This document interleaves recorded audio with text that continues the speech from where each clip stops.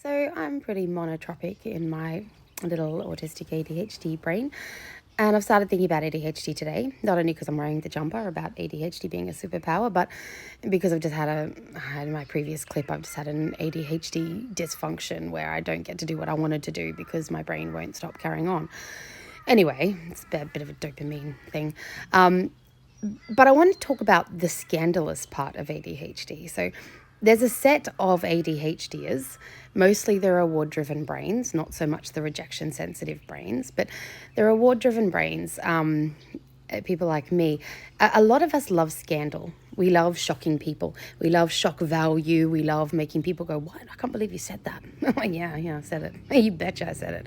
You know, some of us have like multiple Facebook profiles because we get banned so often. We've got to have backups because it's our stim, like I'm an intellectual stimmer.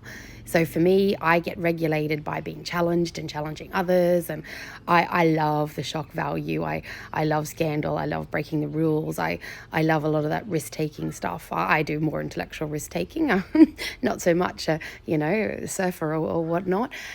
But I suppose when it translates into children, who's ever seen a little ADHD kid that starts saying rude words or does some scandalous sort of behavior, then gets this great reaction from people around him or her, and then just keeps on doing it? Like I had a little person once on my caseload who the mum said, I think he's a sexual deviant. And I'm like, what's happened? She's like, he keeps talking about penises and vaginas. He's 7 years old. He's talking to the teacher about it. He's saying all these things. And I'm like, okay, what does he watch YouTube or anything? Has he got it from anywhere? She's like, yeah, it's from a song, we think.